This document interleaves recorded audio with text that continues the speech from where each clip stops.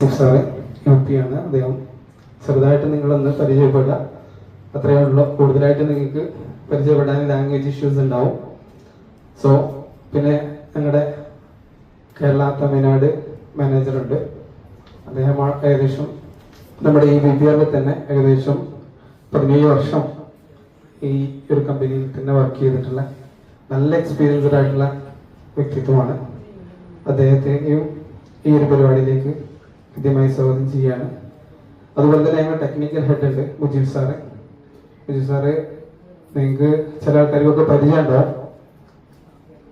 പിന്നെ യൂട്യൂബിൽ കൂടുതലായിട്ട് ഈ കേരളത്തിൽ തന്നെ BPR പരിചയപ്പെടുത്തി ഇൻട്രൊഡ്യൂസ് ചെയ്ത ഒരാളാണ്.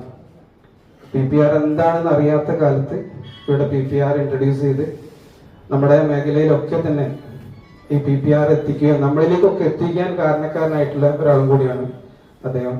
ഇവിടെ നമ്മുടെ കേരളത്തിൽ ഫസ്റ്റ് വന്ന BPR അന്ന് മുതൽ ഇന്ന് വരെ ടെക്നിക്കൽ മേഖലയിൽ വർക്ക് ചെയ്യുകയും അതുപോലെ തന്നെ ടെക്നിക്കൽ ക്ലാസ്സുകളും കാര്യങ്ങളൊക്കെ എടുത്ത് മുന്നോട്ട് പോകുന്ന ഒരു വ്യക്തിയാണ്. അദ്ദേഹത്തെയും ഈ ഒരു വേദിയിലേക്ക് കൃത്യമായി സ്വാഗതം ചെയ്യുകയാണ്. അതുപോലെ തന്നെ ഞങ്ങൾക്ക് ഈ പരിപാടി ഇവിടെ സംഘടിപ്പിച്ചു തന്നിട്ടുള്ള മഞ്ചേരി ഇലക്ട്രിക്കൽസിന്റെ ഞങ്ങളെ പ്രിയ ഷമീംബായി ഈ ഒരു വേദിയിലേക്ക് അദ്ദേഹത്തിന്റെ സാന്നിധ്യത്തിൽ സ്വാഗതം ചെയ്യുകയാണ്.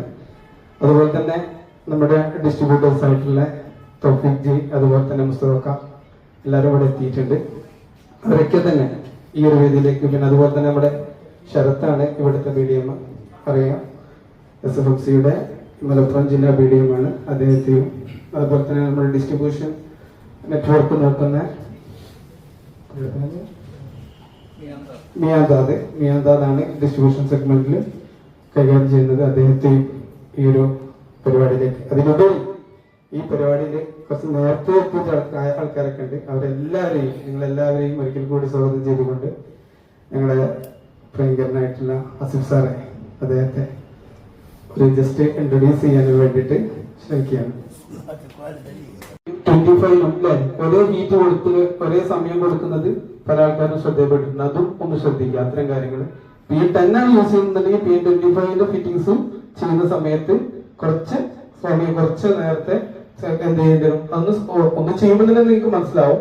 അത്തരം കാര്യങ്ങളൊക്കെ ഒന്ന് ശ്രദ്ധിച്ചു കഴിഞ്ഞാൽ തന്നെ ഒരിക്കലും എന്തുണ്ടാവില്ല. അങ്ങനെ വരികയാണെങ്കിൽ P10 യൂസ് ചെയ്യുന്ന സമയത്ത് ജസ്റ്റ് ഒന്ന് മാർക്ക് ചെയ്യുക, ടൈലിനുള്ളിലേക്ക് എത്ര കയറണം എന്നുള്ളത് ജസ്റ്റ് ഒന്ന് മാർക്ക് ചെയ്യുക. അങ്ങനെയൊക്കെ ചെയ്ത് കഴിഞ്ഞാൽ കുറച്ചും കൂടി നിങ്ങൾക്ക് പ്രോപ്പർ ആക്കാൻ പറ്റും. ഇതൊക്കെ നിങ്ങൾക്ക് അറിയുന്ന കാര്യങ്ങളാണെങ്കിൽ പോലും ഒന്ന് ഓർമ്മപ്പെടുത്തിയതെന്നുള്ളൂ. അപ്പം അത്രയും കാര്യങ്ങളൊക്കെ ശ്രദ്ധിച്ചു കഴിഞ്ഞാൽ ഒരു കാരണവശാലും ലീക്ക് 100% ഉണ്ടാവില്ല. നേരത്തെ